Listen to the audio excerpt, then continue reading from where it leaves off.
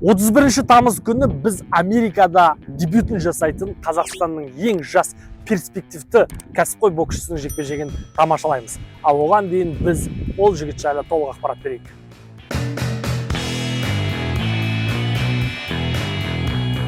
Садриддин Ахметов 1998 жылғы 26 жастағы жас өреніміз, кезінде 18 жасқа дейін жасөспірімдер арасында әлем чемпионы болған, одан кейін түрлі кубоктарды жеңген орта салмақтағы боксшымыз. Және бұл жігіттің өте бір ерекшелігі стилінде.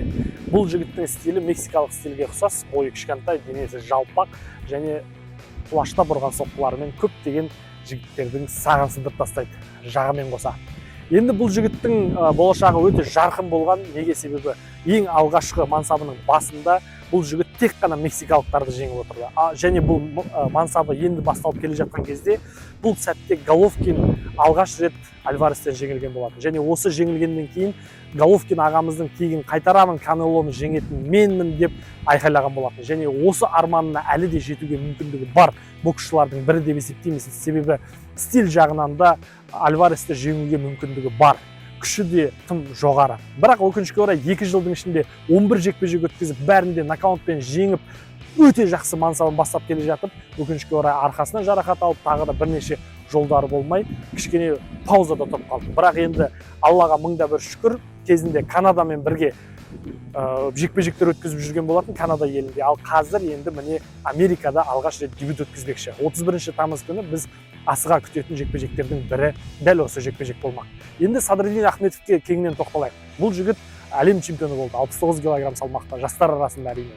Бірақ елімізде 69 кг салмақта білесіздер, конкуренция деген өте жоғары. Дәл ол шақта, яғни Садриддиннің енді ересектер арасында қосылар шағында Абылайхан Жүсіп бірінші орында болды, екінші орында Асланбек Шынбергенов болады. Және одан бөлек те 69 кг-да біздің жігіттеріміз көп еді. Сондықтан Садриддин бірден түсініп, бұл жақта жүрсе ұзағырақ жүріп қалатын, 2-3 жыл кем дегенде жоғалтатынын түсініп, бірден кәсіпқойға ауысты. Және кәсіпқойда өзінің жарқын манерасымен деребесі қозып, және жанкүйерлердің де бір деребесін қозып, ойнақтап тұрып төбелесетін стилі барлық жанкүйерге ұнайды. Біз де сол Садриддиннің жекпе-жектерін көре бергіміз келеді. Мейлі ол жекпе-жек рекордты болсын, мейлі ол қарсыластар әлсіз болсын, маңызды емес, маңыздысы біз Садриддинге жанкүйеріміз. Садриддиннің жекпе-жегін, әрбір жекпе-жегін тағатсызда күтеміз. Бұндай жас боксшылар алдағы уақытта көбейе берсін деген тілекті де арасына қосып қояйық. Және Садриддиннің болашағына үлкен сеніммен қараймыз. Дәл қазір Садриддин Ахметов бұл 55-ші орында тұр. Өзінің 69 кг салмағында, ең кезінде мансабының шарықтау шегінде өз салмағында 40-ші орынға дейін көтерілген рейтингте. Жалпы бұл көлемде 1500-нан аса боксшы тіркелген, яғни 1500 адам бар дәл осы 69 кг салмақта. Бірақ Садриддин Ахметов, құдай қаласа, 160 фунтта, яғни 72 кг салмақта алғашқы дебютін жасайды. Неге? Себебі енді жас келіп жатыр, жас өсіп жатыр, жас өскен сайын денесі де іріленіп жатыр, сүйегі қатайып жатыр, яғни салмағы өсіп жатыр. Енді менің ойымша 69 кг-ға қайтып келеді. Біз қазір екі жағдайды да қарастырып көреміз. 69 кг-ға келетін болса, қайтадан осы жекпе-жекті өткізіп болып, 72-де өткізіп алып, қайтадан салмақ болып 69-ға келетін болса, ода үлкен жұлдызды жекпе-жектер күтіп тұр. Себебі WBO белбеуі кімде? Әрине, то есть WBA белбеуі ол Кроуфордта. WBC және WBO белбеулері бойы ұзын Фундорада. Ол Тим Дзюді отқаннан кейін әлі белбеу қорғаған жоқ. Одан кейін тағы бір IBF Бахудур ма? Сол біреуде, Россиялық біреуде. Енді осы үш жігіт чемпион бұл салмақта. Және енді Кроуфорд ары қарай секіріп кетуі мүмкін. Сондықтан да бұл салмақ салыстырмалы түрде 160 фунттан немесе кішкентай кейбір жеңіл салмақтарға қарағанда әлдеқайда қызығырақ болып жатыр. Яғни қызу үстінде. Бұл салмақта чемпиондар бар, бұл салмақта Чарло бар, бұл салмақта Тим Дзю бар. Яғни мықты жекпе-жектер ұйымдастыруға болады. Енді Садриддин Ахметов осы жаққа келетін болса, кем дегенде 3-7 жекпе-жек арқылы чемпиондық белбеуге бара алады. Қазір 50-лікте тұрса, келесі жекпе-жегінен кейін бір топ 30-ға шықса, одан кейін топ 10-да тұрған бір жауынгермен жұдырықтасатын болса, бір белбеу бойынша рейтингін жақсартып алып ары қарай кететін болса, онда ең қысқа жол ол 3 жекпе-жекпен чемпиондық жекпе-жекке жетуге болады. Ал олай болмаған күннің өзінде бір 7 жекпе-жек, 8 жекпе-жекке дейін мансабы жалғасуы мүмкін. Енді екінші жағдай. Егер 72 кг-да 160 фунтта қалса не болады? Мұнда енді қазақтар үшін өте қиын жағдай болады. Не үшін?